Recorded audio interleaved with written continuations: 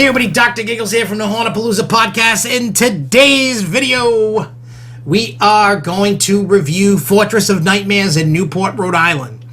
A lot of people that went with us and they were like, don't bother reviewing it, it's bad, it's whatever. But I'm going to review it, I'm going to give constructive criticism, and I hope the haunt doesn't take offense.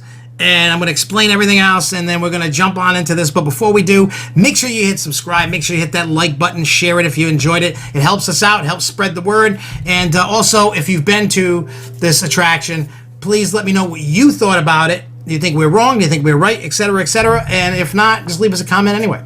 So let's get on into this. All right. So Friday night, we got there right for opening, and this is located at Fort Adams in Newport, Rhode Island. What do you call it? So we didn't know what to expect. Never been.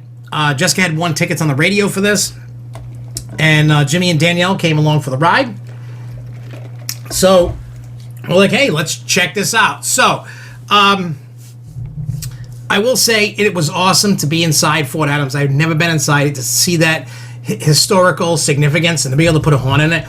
It has so much potential to be totally badass that I hope in the future that they expand upon what they have, make it better and better and better. I don't know what their circumstances are. I don't know exactly who runs it, what's going on, how much their budget is. But I will say, first let's get through the negative, and then we'll get into the positives. And then I'm going to give you my constructive criticism on hopefully how I can help guide you in my mind to become better. Now, please don't get angry and upset, but if you do, I totally understand.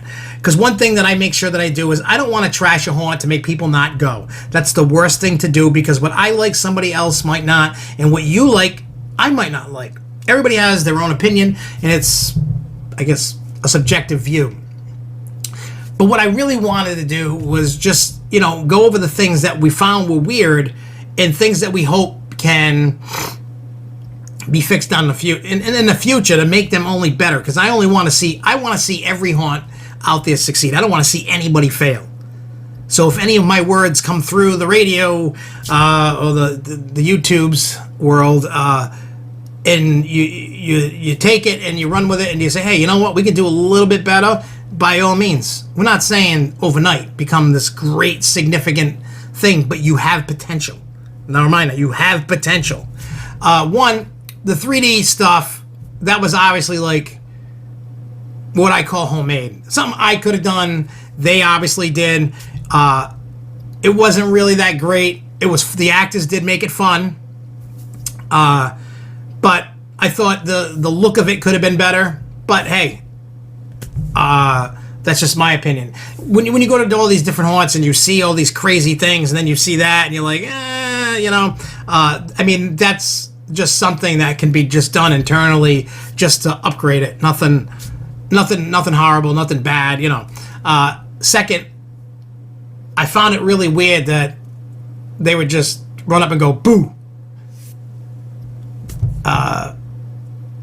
Again, like I always say, it comes down to the training of actors. Now, you have some actors that are awesome, some that just need more experience. It could be nerves, could be whatever it is. Now, I'm not saying your actors are awful. I'm just saying I think boo is not the way to go. Just honest. Also, how do I put this? They clearly weren't ready. We were literally the first group to go in. They probably should have held off a little bit to get everybody into place, because as we were going through, some actors were ready, some were not. It was definitely shown in the tunnel spot. Actors were walking out as we were going through the fog, like they just weren't there. But other than that, we still had fun. We're not saying that it was pure, complete crap, not at all. We really did have a good time. Honestly, I wish it was a little bit longer, but I will say the standout of the entire haunt is that tunnel.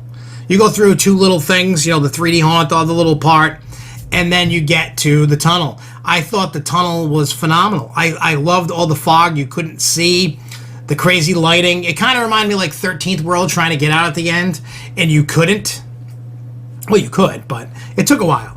and just trying to go all around and doing things. And I thought it was great. Plus, just the environment that you're in is creepy to begin with, whether you have Halloween decorations or not. So you have that going for you. If you like historical significance, you want a creepy place, and you want to be in a fog tunnel with actors just popping out of places, this is the haunt for you. Now, it's not like totally scary, crazy, but if you kind of want to introduce your kids to a haunt, or someone that gets scared very easy, I'm not saying the hardcore Halloween people, but it's good to have anybody go to check it out.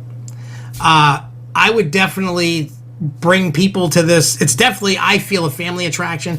But again, my threshold for haunts are not very scary to begin with. Doesn't matter. I've gone to so many attractions that people piss themselves, and I'm like, oh, that was cool, and I'm a different breed of person. I think I'm just too desensitized to the horror and the violence. I just walk by and just be like, oh, okay, cool. That was awesome. That was cool. And I don't get really scared. So, but that's neither here nor there. So I'm going to give this a 3 out of 5. But my constructive criticism is just keep building upon what you have. Train your actors to be the character. Be that character that you are. Whatever it is. A clown, a ghost, a soldier. Because there was a creepy, like old, 1700s looking soldier, and that was badass. I really liked that. I thought that was cool as hell. So there's always ups and downs to everything. I give a lot of haunts a lot of crap, and I try to give constructive criticism because I only want to see haunts do better. I want to see every haunt be packed at all times, to be successful at all times, and this haunt could grow if they just take upon what they got, make it better every year. Now, this is the first time. I don't know what it used to be years ago up until now, but what I saw could use some work. Anything could use work. I mean, hell, Fairtown, Factory Terror locations, 13, all of them, they all need work. There's no such thing as a perfect haunt. I haven't found it yet.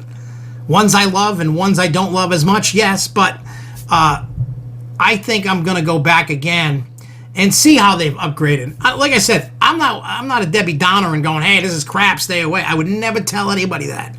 I always tell everybody, go experience it yourself. Let me know what your experience was. Maybe you agree. Maybe you don't agree. But hopefully at the end of the day, that all I can ask for any haunt is to expand upon what they do, grow from what they do, and just get better. If they can do that, then they're winning. Period. Doesn't matter. But anyway, hopefully you enjoyed this review. If you did, share it, like it, subscribe, leave us a comment, and hopefully I wasn't too harsh. But I see a bright future ahead for this attraction. So make sure next season you go out, check it out. Tell them that we sent you, and let's see what happens in the future. Until next time, everybody, peace out.